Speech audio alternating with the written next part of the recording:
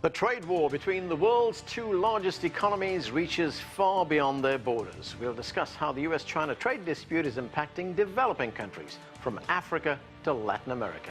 Hello, I'm Anand Naidu, and this is The Heat.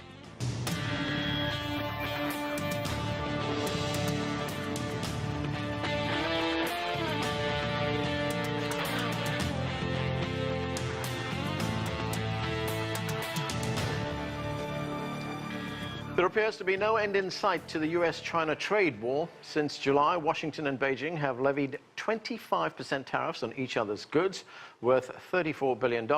And in 2 weeks, each country will target another $16 billion in goods. US President Donald Trump is readying 25% tariffs on $200 billion worth of Chinese goods. And China says it will respond with additional tariffs on $60 billion in US goods. The US tariffs on steel and aluminium imports from Canada, Mexico, and the European Union are also causing ripple effects around the world. South Africa says nearly 8,000 jobs in the steel and aluminium industry are now at risk, and its currency, the rand, continues to lose value. For more on the global implications of the US-China trade war, let's bring in our panel. Here in the studio is Arthur Dong. He's a professor at the McDonough School of Business at Georgetown University. Also with us, Robert Moran. He's a partner with Brunswick Insight, a consulting firm on global opinions and market research. From Johannesburg, we're joined by Siya Beniza. He's a political economist and the finance and operations director at Political Economy Southern Africa. And Manuel Suarez-Maya is a Latin America economic consultant and former chief Latin American economist for Bank of America. Thank you to all of you for joining us. Arthur, let's start right here in the studio with you. So this tariff dispute between the United States and China is escalating. The latest we hear is that the US has announced more tariffs, $16 billion worth of Chinese goods. China, for its part, says it will impose counter tariffs. Now, we've heard about the effect that these tariffs are having on these two countries, the United States and China. But what about the rest of the world? Will there be collateral damage here? Oh, without a doubt. As we see these tariffs start to take effect, there will be secondary and tertiary impacts around the world. As we all know, China is a nation that not only does a lot of manufacturing, but many of the inputs that go into the China manufacturing base are sourced from other countries all over the world. So therefore, a slowdown in the manufacturing possibilities for China will also mean that other nations will, in a sense, also feel the impact and catch a cold as a result. Let's go to Johannesburg. Siya, as we just heard from Arthur, manufacturing is now a very complex process. We have complex supply chains all over. If we look at a country like South Africa and look at its automobile industry, for instance, South Africa exports key auto components to the United States. What will tariffs do to South Africa's competitiveness? All right, so they've already estimated that at least 7,000 jobs will be affected by the tariff increase. Mainly our automotive exports, as you mentioned, catalytic converters being the most affected. But also our other manufacturing exports, such as household goods, manufactured such as microwaves, washing machines, etc., are also going to be affected by this, the tariff increase. And the worst is that we made a lot of compromises to secure our position in AGOA, which was supposed to give us special access to the US market. But obviously with these tariffs, this undermines this. And at the same time, it undermines some of the bargains and the trade-offs that we have had to make as a country in order to secure access to the US market. So how does a country like South Africa safeguard its interests? Do you now start looking at other markets? Definitely. I think this will definitely push the South African manufacturers or exporters at least to look at least towards Eastern markets. Obviously, the traditional markets in terms of the EU still remain open, but more increasingly, especially with the signing of the Africa Free Trade Area Agreement, the African market seems to be a viable option, particularly for South African exporters. But it's a very difficult road to walk, definitely because it's very difficult to integrate some of the local suppliers when expanding the value chain into the rest of the continent, which is critical to ensure that the process of intra-Africa trade is mutually beneficial. So yes, with the tariffs in the US, the South African exporters will be looking towards Eastern markets, the traditional EU markets, as well as the African markets. Manuel, we hear about how these tariffs could hurt developing countries, the negative impact of these tariffs. But I'm wondering, could some countries actually emerge as winners? Let's take Brazil as an example in Latin America. Brazil is a supplier, is a producer of soybeans, for instance. Could it take the place of those exports from the United States to, say, China? Sure. To the extent that you have trade diversion, as it's called technically, trade that is being diverted from the US to Brazil or Argentina, which are prime producers of raw materials and particularly grains and that sort of thing, you can expect that those countries will benefit to the detriment of the US.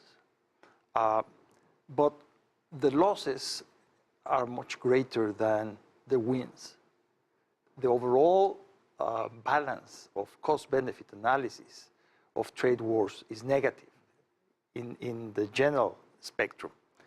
Now, there is a major difference between particularly Mexico and the rest of Latin America. Mexico is competing with China in the US market. So we are more competitive rather than complementary, which is the case of Brazil and Argentina.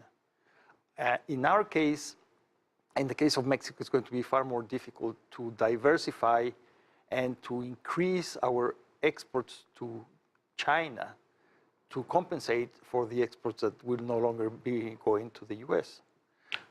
You talk about the losses for Brazil. What are the broad losses for Brazil in a dispute of this kind? Well, the broad losses imply that the costs of production, the breaking of the chains of production will affect their costs overall and their efficiency. Now, the case of Brazil is particular in the sense that Brazil is a fairly closed economy, much more closed than other economies in South America. So in a sense, being closed already affects them in a smaller way. So they have less to lose, which is the opposite of very open countries like Mexico, which have far more to lose. Robert, the United States has generally supported free trade, especially after the Second World War. In fact, this country played a key role in writing the rules of free trade around the world. But when we look at these protectionist measures, how will it affect the main trading partners of the United States? Because the conventional view has always been that if your trading partners are prospering, then you get rich as well. No, this is, at least in my opinion, one of the more frustrating things about this. It appears that America is having a short attention span and a short memory. At the end of World War II, both parties supported a globalization, a free trade agenda, with the idea that a prosperous trading world would be a less warlike world, and also with the goal of bringing allies together and integrating with them economically. And there was enormous success. People forget that, you know, a little longer than a generation ago, South Korea was an extremely poor country, about around the GDP per capita of Ghana, and it's exploded. And it didn't happen by accident, right? It happened because of globalization and free trade. And the whole strategy for America was to build up our allies and friends around the world with trade. We appear to be, or at least part of the American political system appears to be reverting to what it looked like in America in the 1890s, where you had the Republican Party as the protectionist party. I'm not sure that works as well in a globally integrated worldwide economy today. And I think that's possibly very difficult to defend. We have plenty of data around the world, not only showing that free trade has helped pull people out of poverty and pull countries out of poverty. We also have opinion data showing that globalization, especially in emerging market countries, is actually more popular than it is in more advanced economies around the world. So emerging markets do understand that this actually is a net benefit to them. So this is a very complicated situation right now. My concern is that the political feedback loop, we might take the wrong lessons from this. And sort of mislearn some of the things that we should be learning in the U.S. Right, talking about politics, Robert, what is the impact inside the United States? I mean, politicians like Donald Trump, they always have an eye to elections and politics in the country. Right. Yeah. And my background is in political polling. So the challenge here, I think, is that net, these trade actions are marginally unpopular right now. They may grow to be even more unpopular as some of the costs bite, and I'm not sure they exactly are. We see some data that just came out from the Atlanta Fed that suggests that businesses U.S. businesses, at least in the Atlanta Fed region, are reconsidering some of their investment because of this. That's interesting. But right now, U.S. public opinion is split, but just marginally negative towards it. So 41% think that Trump's trade policies are a change for the better. 42% say they're a change for the worse. 49% say that increasing tariffs is bad for the country. 40% think it's good for the country. This is the problem of hyper-partisanship with almost anything at this point in time. With all that said, the support for U.S. farmers is actually, there's a majority support for U.S. farmers in existing polling. The challenge for the Trump coalition, or the Trump folks, is that on one hand, it's net unpopular for them in the United States. On the other hand, in some of the states they need to win re-election in the Electoral College, it could be popular. We don't know. Some of the agricultural red states, this could end up being unpopular and then hurting them. But this could be popular in Pennsylvania and Illinois and Wisconsin, et cetera. So the political calculus of this gets very complex very quickly. Arthur, the Chinese President Xi Jinping, he addressed the trade war at the recent BRICS summit in Johannesburg. This is what he had to say. Let's watch this. A trade war should be rejected because there will be no winner. Economic hegemony is even more objectionable because it will undermine the collective interest of the international community. Those who pursue this cause will only hurt themselves. So here we hear that statement there. Of course, he's targeting, it's directed at the United States, but China has pretty well established trade relations with countries of Africa, with the countries of Latin America. How is that relationship going to be affected? Well, certainly with Latin America, with Africa, China has become the #1 trade partner in these very, very large economies. And so what we will see, particularly with these resource-based economies, Brazil, Africa, Chile, they've been highly reliant and dependent on Chinese imports. In other words, China importing those mineral and raw materials for the conversion into building materials and et cetera. And so if China slows down with regard to its economic path of economic advancement, Africa and many countries, the large countries in Latin America, will most certainly feel the impact as well. Okay, we need to take a break right now. More of our conversation about the US-China trade conflict and its impact on developing economies. Stay with us. You're watching The Heat.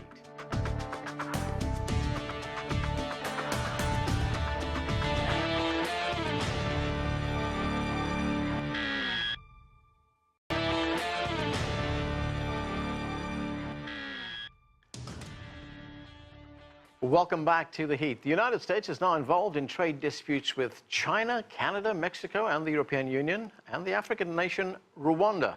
The Rwandan government recently raised import duties on second-hand clothing from the United States in an effort to promote its own clothing production. The U.S. government responded by suspending Rwanda's right to export clothing duty-free to the United States.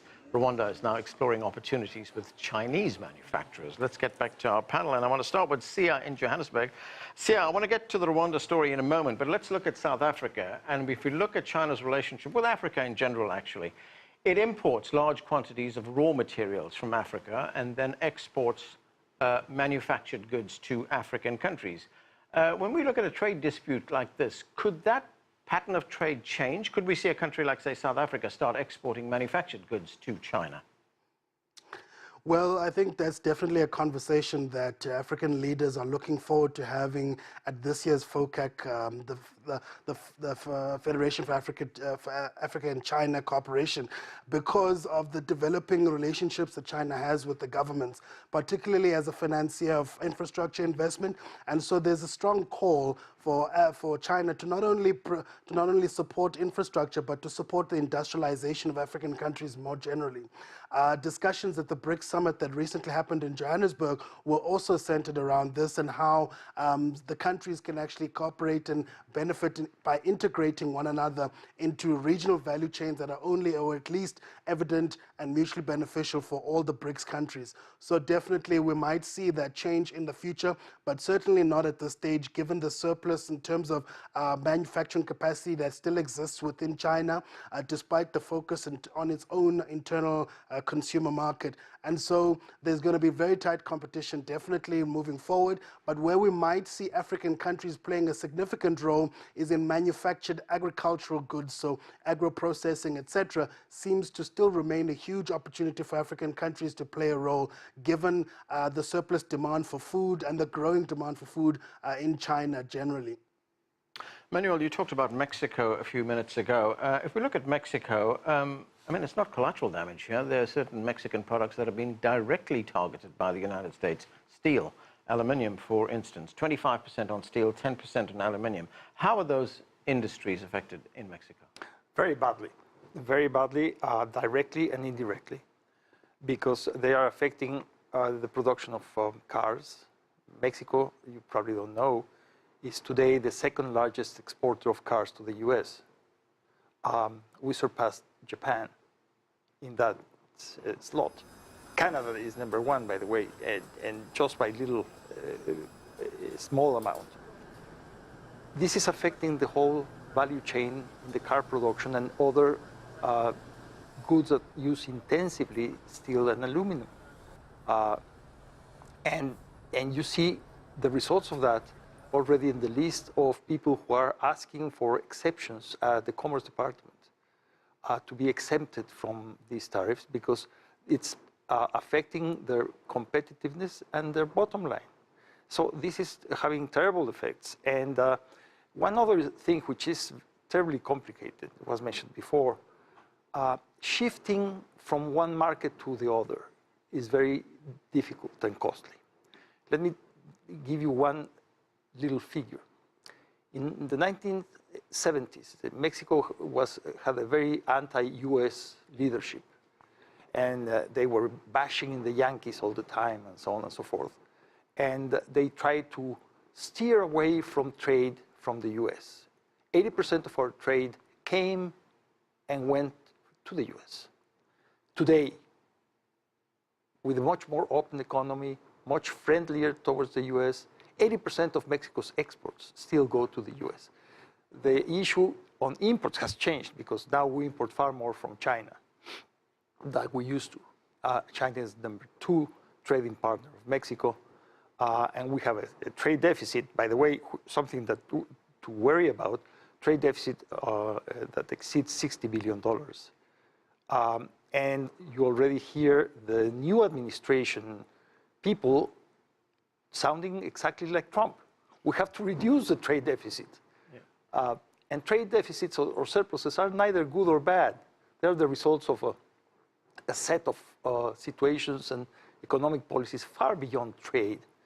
But the issue is that it is going to have, it is already having, a terribly negative impact on Mexican corporations, Mexican workers, as well as US companies. Robert, why impose tariffs on a country like Mexico on its steel production and its aluminium production? How does that help the United States? Well, it's interesting. I think if you go back in time, there's some history here. If you go back in time, you'll see that Donald Trump back in the 1980s was talking about trade and tariffs, and this belief generally that other countries were taking advantage of the United States or getting the better of the United States. Interestingly enough, this is a long-held position by him. It was also the original position of the Republican Party when it was founded. So we're actually seeing a reversion back. The history here is actually even more interesting in that we tried this before. The United States tried this in 1890 called the McKinley Tariff Act. And that act was passed by Congress and signed by a Republican president in 1890. They then got crushed in the midterm elections of 1890. And by 1894 had been wiped out. They had lost Congress and the White House. Now, an economic panic put them back in charge in 1896. But, they say that, history, repeats itself. In this case, it may rhyme, but we've done this exact thing before. It's easy to beat up on foreigners. It's much harder to build supply chains and then figure out how any of this actually works in a real way. Arthur, we get countries in Latin America, countries in Africa supplying raw materials to China. You get countries in Asia supplying agricultural products, electronics, automotive parts as well. When you look at these tariffs, will they slow down? This is an economic term which is used here called trade flow. You know, trade flow is slowed down. What impact does that have on, say, the currencies of those countries? Well, certainly, with reduced trade flow, the countries that are the exporting countries, such as Brazil, the currencies will adjust downwards as a result. It will have an impact on their currencies. As trade slows, that means there's less demand for the reais, and as a result, eventually the currencies themselves will devalue, and also creating a secondary impact, which is the difficulty or inability of them to repay their debts. And a lot of those debts are owed to China. Correct. Because a lot of borrowing has come from China. Correct. Right, let me get back to Sia. Sia, we talked earlier on about Rwanda already feeling the effects of the U.S. trade war. The U.S. just removed Rwanda's privilege to export clothing to the United States duty-free. So what does that do to Rwanda's clothing industry? So Rwanda doesn't have a very significant clothing industry. Nor does it have a very big manufacturing industry generally. But obviously, it does slow down exports from Rwanda to the U.S.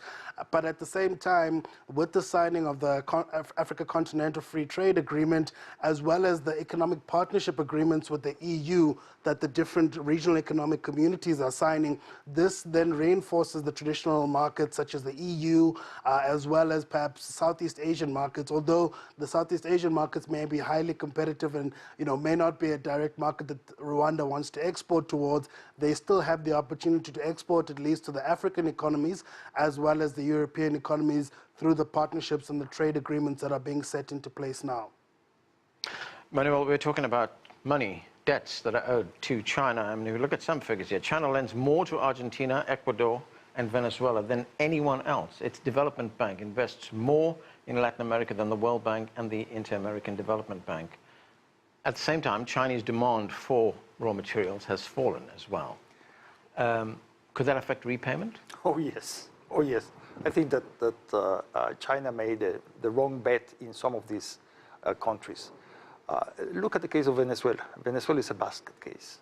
The rate of inflation is approaching 1,000,000% per year.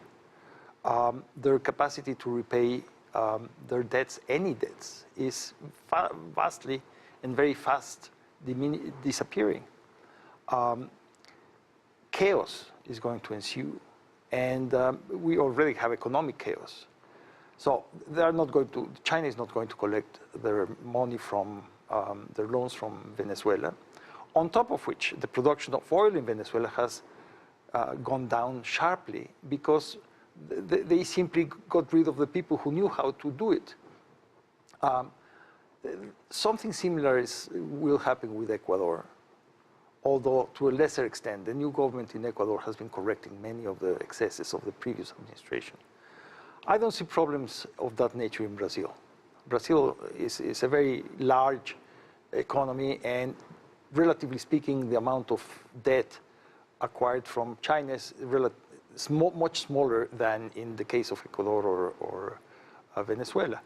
So, but I think that one thing that we have not mentioned, which goes very parallel to this, is the geopolitical impact of what's going on. The US of A is losing Latin America, which is now embracing China as a far more reliable partner. And this is happening even to its next door neighbor, Mexico, with a 2,000-mile border. So to the extent that you lose faith in the trust of a partner and you move towards other partners, it will take time and it will be costly to revamp everything, to make new alliances with other people who are farther away and so on and so forth. What will happen? And to that extent, the US position in Latin America is being weakened, eroding as we speak in a very bad way for the US. Robert, what's your view on that? I know you do a lot of political work on the US influence around the world. Is that influence being lost? Well, it's an interesting question. I think you can chart goodwill and goodwill towards America and perceptions of what I would call brand America around the world based on global perceptions of its leadership, of its president, typically. And so you had some negative perceptions of George W. Bush and a decline in positive views towards the United States, especially post-Iraq War. Then you had a huge increase in positivity towards the United States with the election of Barack Obama. And then you have a sharp drop with the election of Donald Trump.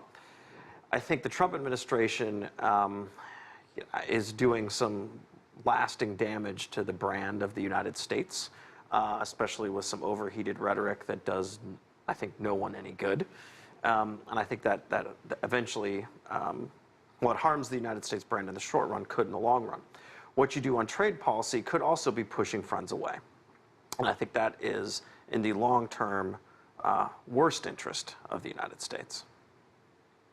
Arthur, one final point, and that is, where is this all going to? Is this something of an aberration that we're seeing right now, that once the Donald Trump presidency is over, things will return to normal? I mean, if the rest of the world is looking at the United States, especially the developing world, are they just looking at it and saying, you know what, we're just going to have to bide our time? I'm hoping it's an aberration, but I think there are perhaps some longer-term trends in place around the world. Yeah.